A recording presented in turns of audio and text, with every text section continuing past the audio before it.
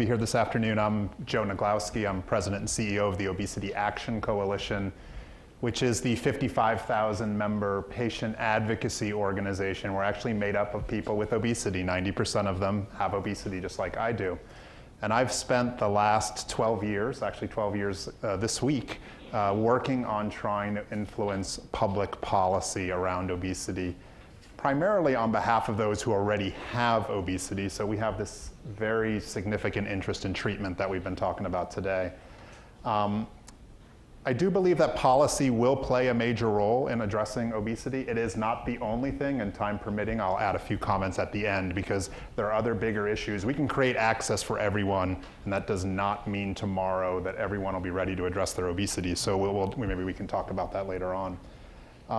Full disclosure, I've been involved since day one on trying to pass the Treat and Reduce Obesity Act from the folks that are here in the room. I still remember when Lynn called the obesity groups into our office to talk about that all those years ago, 2013. I'll put a plug in right here. If you have not already reached out to your elected official to help pass the Treat and Reduce Obesity Act, please do so. Officially, yeah, thanks, I appreciate that. It is important legislation. It is very, very bipartisan. Now, many of you may say, well, okay, that's Medicare, right? So why do we care about Medicare? Of course, because private insurers and our friends here from the private insurance industry know that they often follow what Medicare does. So it'll not only benefit our senior citizens and those that are disabled, it should benefit us all if we pass that legislation. So please, that's my pitch. So I too want to pick up on the sentiment that both Matt and Lynn talked about, and Anand as well, and that obesity is not a partisan issue. It is a bipartisan issue. And in fact, in my 12 years of doing this, I've had equal success working with Democrats and Republicans at both the state and the federal level. Of course, they have different tacks and they have different areas of interest, but I don't think we should let partisanship play a role in this. And so far, I think we've been successful in doing that. It's really easy, actually, to go talk to your elected officials about obesity because it's not seen as partisan, right? Maybe some of the tactics to address it may be, but the reality is you're wearing a white cape when you go in there. It's actually an easy thing to do. You're a superhero when you go in. I do think the fundamental challenge we have, though, is more around the fact that we don't have a huge amount of champions. Of course, we have representatives, two of those champions here today. We had Mayor Purcell when he was doing his work back home, but we don't have a huge amount of champions out there for this issue. Every legislator I've ever talked to, every policymaker is interested in addressing obesity, but we've had trouble getting them to make it that number one, that number two, that number three issue. And let's be honest with you, unless it rises to that level, it's really hard to move something forward, especially in the way we are today, the way our politics is today. So we could think about that for a second. Why is that? So part of that goes to bias, right? The initial idea of this isn't an issue that's, people should deal with this themselves and that we shouldn't have to spend time on this from a policy perspective. It also comes from the fact that even some of our legislators who are affected themselves by obesity, who often, for example, if there was a legislator who was affected by another disease, they likely would be a champion for that disease to try to address it.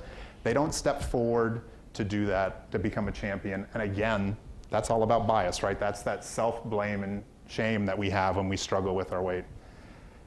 And so I think we need to focus on this policymaker issue, but I want to point one more finger at this, and that's all of you in this room is why we don't have enough champions. And I think that's often because we go forward with these very diverse messages and we get caught up in our areas of expertise or our areas of focus. I'm the food guy, or I'm the exercise guy, or I'm the environment guy, or I'm the treatment guy, or I'm the drug guy, I'm the surgery guy. Instead of saying we need to go forward with a universal approach to address this. It's not one thing that's going to solve obesity. It's all of those things. We'll generate more champions if we can actually convince policymakers that we are on the same playing field with this.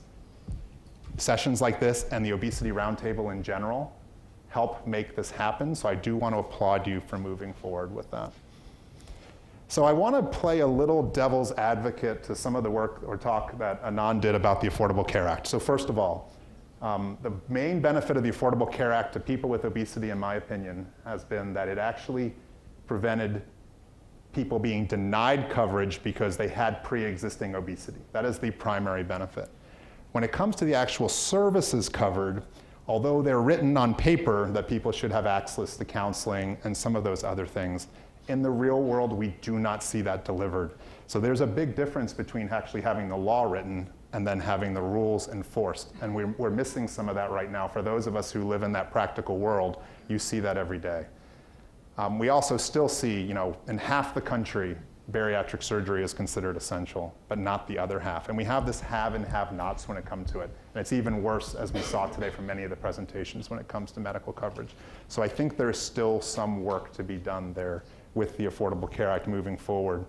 I also would maybe just use this last couple of minutes then to make two comments. And one is the first one, I talked about the first thing I said, which was, it's not just access to be able to, creating access that'll cause people to go and seek treatment. We have to deal with this blame and shame issue. We have to have people stop blaming themselves. You heard Nikki say it earlier. I'm an example of this as well. Many of us will say, I'll go talk to my doctor about my weight when I lose 10 pounds first, right?